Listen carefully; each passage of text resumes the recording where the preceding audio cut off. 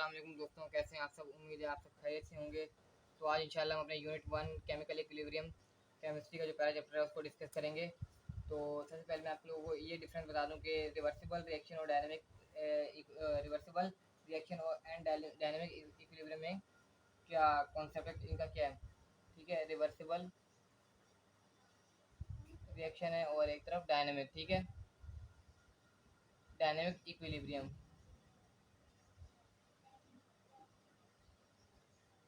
और ये reversible reaction है।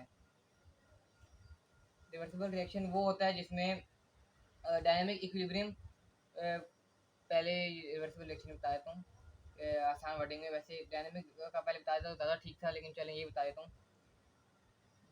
रिवर्सिबल रिएक्शन वो होता है जिसमें रेट ऑफ जो रिवर्स रिएक्शन होता है वो हाई होता है और जो रेट ऑफ फॉरवर्ड रिएक्शन होता है वो लो होता है।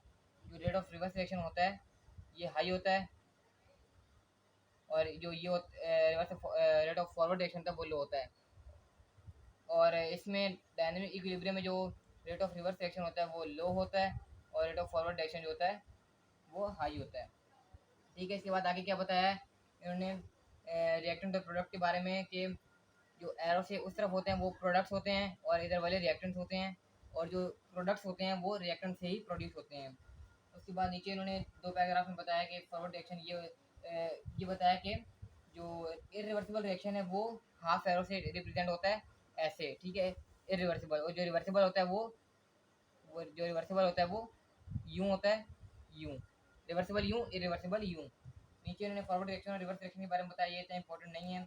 और उससे नीचे लास्ट में लिखा हुआ है ये rate of forward reaction is equal to rate of reverse reaction, एक दूसरे के इज इक्वल होते हैं। ठीक है, ये इक्विलिब्रियम की कंडीशन है। इससे आगे इन्होंने बताया फॉरवर्ड रिएक्शन और रिवर्स रिएक्शन में क्या फ़र्क है। फॉरवर्ड रिएक्शन में जो है पहला पॉइंट जो है it is always directed from left to right in a chemical reaction. ठीक है, जो फॉरवर्ड रिएक्शन है, जैसे कि ये फॉरवर्ड रिएक्शन, ये फॉरवर्ड रिएक्शन और रिवर्स रिएक्शन, ये दोनों हो गए। अब इसका जो पहला पॉइंट है फॉरवर्ड रिएक्शन का, it is always directed from left to right in a chemical reaction. ये जो है लेफ्ट से राइट जाता है, ये लेफ्ट है, लेफ्ट से राइट जाता है forward reaction. Otherwise while reverse reaction जो है it is always directed from right to left in a chemical reaction. ये जो है राइट से लेफ्ट आता है। ठीक है, यूं। उसके बाद जो फॉरवर्ड रिएक्शन का दूसरा पॉइंट है रिएक्टेंट्स प्रोड्यूस प्रोडक्ट्स।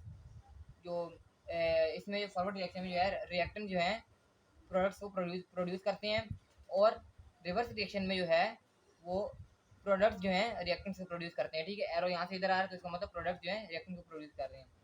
उसके बाद तीसरा पॉइंट जो है initially rate is fast but gradually slow down.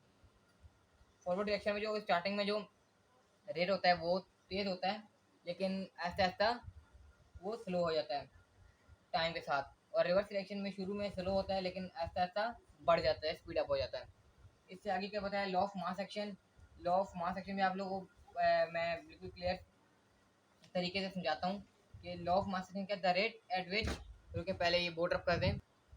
Law of mass action के डेफिनेशन के, the rate at which substance react is directly proportional to its active mass and the rate of reaction is directly proportional to the product of the active mass of the reacting substance. इसका मतलब क्या है मैं आपको समझाता हूँ। वो rate जो जिसमें सब्सटेंस रिएक्ट करता है वो डायरेक्टली प्रोपोर्शनल है एक्टिव मास के, और and the rate of reaction is directly जो रिएक्शन का रेट है वो डायरेक्टली प्रोपोर्शनल है प्रोडक्ट ऑफ द एक्टिव मास के प्रोडक्ट्स के डायरेक्टली प्रोपोर्शनल है ऑफ द रिएक्टिंग सब्सटेंस के। ठीक है, इससे आगे जो है हम हाइपोथेटिकल जो लॉ ऑफ मास एक्शन को अप्लाई करेंगे हाइपोथेटिकल रिवर्सिबल रिएक्शन पे, जो कि ऐसे होगा, पहले स्मॉल ए कैपिटल ए, फिर स्मॉल बी कैपिटल बी, फिर इरिवर्सिबल रिएक्शन होगा ऐसे, फिर स्मॉल सी कैपिटल सी, और फिर स्मॉल डी और कैपिटल डी। ठीक है, ये अब हम इसकी डेरिवेशन करेंगे, ये डेरिवेशन कर रहे हैं इसकी, ये बहुत इंपॉर्टेंट सवाल है, बोर्ड में लाजमी आता है। ठीक है, उसके बाद रेट ऑफ फॉरवर्ड रिएक्शन, इधर फॉरवर्ड रिएक्शन होगा, इधर रेट ऑफ फॉरवर्ड रिएक्शन, और इधर सामने रेट ऑफ रिवर्स रिएक्शन। ठीक है, ये दोनों होंगे। अब इधर जो हम करेंगे आर एफ लाएंगे।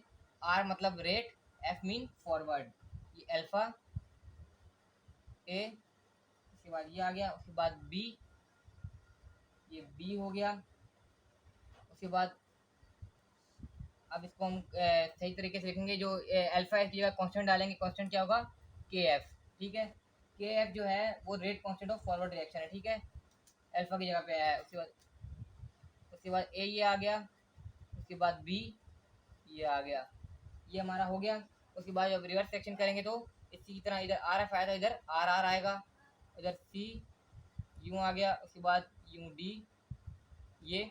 उसके बाद आर आर को हम खोल के देखेंगे, के आर। उसके बाद सी यूँ सी आ गया। उसके बाद ये डी ये आ गया। अब इसको आगे जो हम लिखेंगे एट इक्विलिब्रियम, मैंने आपको बताया था इक्विलिब्रियम में जो है R F is equal to R R. ठीक है, ये दोनों एक दूसरे के इक्वल होते हैं। तो अब क्या बना, के एफ ए के उसके बाद ये सॉरी मैं ई लिख दिया बी, और ये भी इक्वल टू के आर। ठीक है, सी आगे डी, ये स्क्वायर ब्रैकेट आ रहा हूँ। ठीक है, तो by taking constant on LHS and variables on RHS we have, हम जो कांस्टेंट है ये के एफ और के आर, इनको लेफ्ट हैंड साइड पे ले लेंगे और जो वेरिएबल्स हैं उनको राइट हैंड साइड पे। तो हमारे पास क्या आ जाएगा, देखें ऐसे हम ये कंडीशन बन जाएगी, के एफ अपॉन के आर इज इक्वल टू सी, और ये डी, और ये ए, उसके बाद बी, ये ऐसे। ऐसे बाद ये अब क्या, ये सी और डी ऊपर क्यों आए, क्योंकि जब हम के सी की एक्सप्रेशन बनाते हैं ना इक्विलिब्रियम की, तो जो प्रोडक्ट्स होते हैं ना, ये प्रोडक्ट्स से ये रिएक्टेंट से जो प्रोडक्ट होते हैं वो ऊपर आ जाते हैं और रिएक्टेंट्स नीचे चले जाते हैं। ठीक है, और कॉन्स्टेंट वैसे ही रहते हैं, वेरिएबल जाते हैं। ठीक है, वेरिएबल के जो वो होते हैं वो। उसके बाद के एफ और के आर जो है के सी के इक्वल्स होते हैं। ठीक है, के एफ और के आर के सी के इक्वल्स होते हैं, और के सी क्या होता है, इक्विलिब्रियम कांस्टेंट। के सी होता है इक्विलिब्रियम कांस्टेंट। तो के सी इक्वल्स टू क्या होता है, ऊपर प्रोडक्ट्स, हमें ये देखना था लॉ ऑफ मास एक्शन के हिसाब से कि रिएक्टेंट नीचे होते हैं और प्रोडक्ट्स ऊपर, और ये हमने वेरीफाई कर दिया। ठीक है, प्रोडक्ट्स रिएक्टेंट्स को हमने सारा कुछ वेरीफाई कर दिया।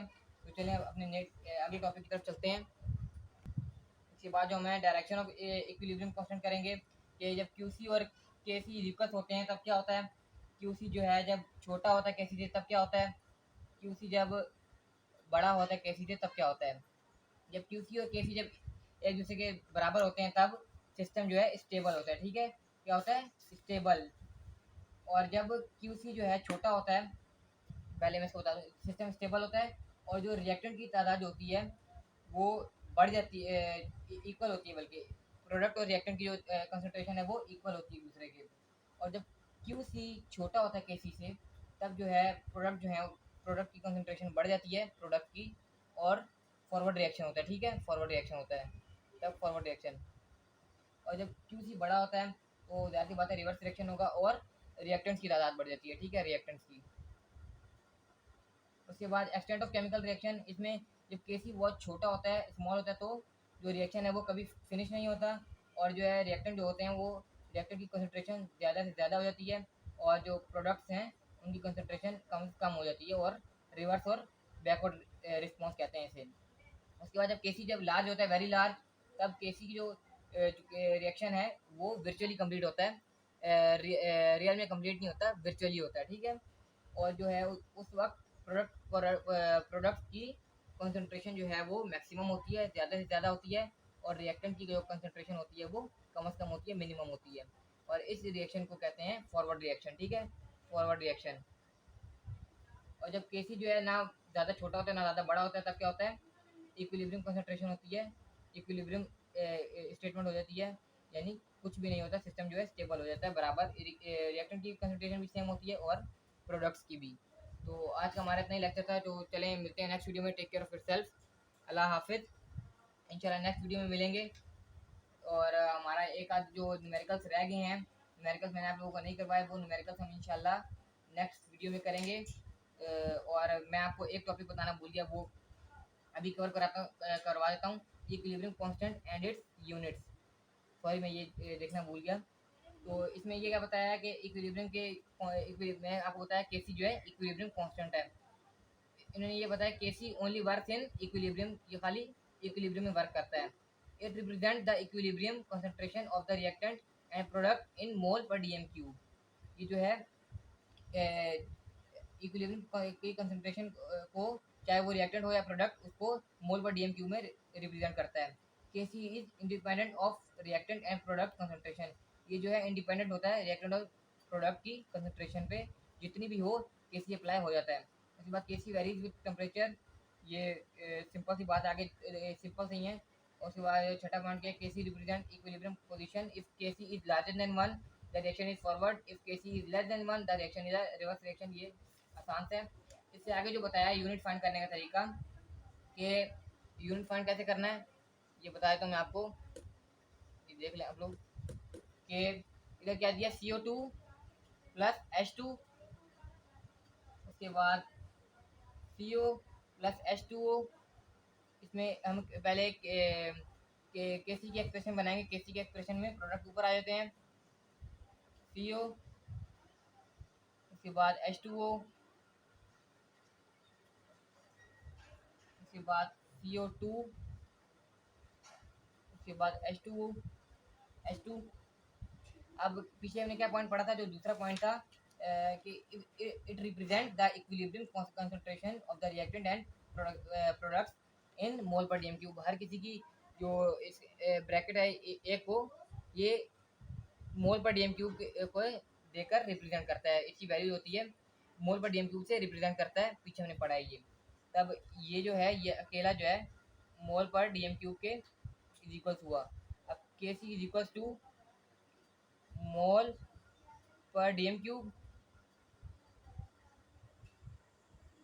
मोल per DM cube multiply by इसका मोल पर डीएम क्यूब,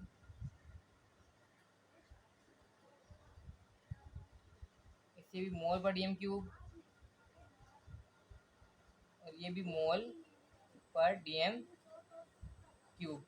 अब ये वाला जो ऐसे कैंसिल हो गया, ये वाला ऐसे कैंसिल हो गया, तो इसका मतलब नो यूनिट, इसका कोई यूनिट नहीं है। ठीक है, इसका कोई यूनिट नहीं था। इसी के नीचे दिया हुआ क्या, N2 प्लस 3H2, ये ऐसे ये दिया हुआ है 2NH3। ठीक है, अब इसकी पहले केसी की एक्सप्रेशन बनाएंगे। KC is equal to NH3 square N2H2। ठीक है, अब देखा हमने प्रोडक्ट ऊपर लिखे और रिएक्टेंट्स नीचे। तो इसके बाद अब यहाँ आगे मैं बताता हूँ केसी इज इक्वल टू, ये इधर 2 मोल पर डीएम क्यूब आ जाएंगे। ठीक है, ये स्क्वायर है इसलिए ये, ठीक है, ये इधर स्क्वायर था इसलिए ये 2 होंगे मोल पर डीएम क्यूब, और नीचे एक इसका डीएम क्यूब, मोल पर डीएम क्यूब, मोल पर डीएम क्यूब ओवर एक H2 का मोल पर डीएम माइनस क्यूब, और इसके साथ क्या है 3 है, क्यूब बाहर आएगा। ठीक है, अब ये 2 है, इसका एक जो है इस एक से कैंसिल, ये अकेला था, इसका एक जो है इसके इस एक से कैंसिल हो गया, फिर इसका एक बच गया, ये 2 थे, तो वो जो एक बचा वो इससे कैंसिल हुआ, इसके 2 बच गए। तो इसका आंसर क्या आया, 1 upon mole per DM minus cube के बार स्क्वायर। तो जब इसको पूरा सॉल्व करेंगे तो आंसर क्या आएगा, is equal to, is equal to mole minus square dot DM6, क्योंकि जब मल्टीप्लाई होगा तो ये आंसर आ जाएगा। तो ठीक है, हमारा मैंने आपको सारे टॉपिक क्लियर कर दिए। जो आपको समझ में ना आया वो आप मुझसे कमेंट बॉक्स में पूछ सकते हैं, तो मैं इसके न्यूमेरिकल अलग से डिलीवर कर दूंगा आप लोगों को। तो इसके क्वेश्चन आंसर अगर आपको चाहिए हो तो आप मुझे बता दीजिए कमेंट बॉक्स में, इंशाल्लाह वो भी आप तक पहुंचा दूंगा। तो मिलते हैं नेक्स्ट वीडियो में। टेक केयर ऑफ़ योरसेल्फ, अल्लाह हाफिज़।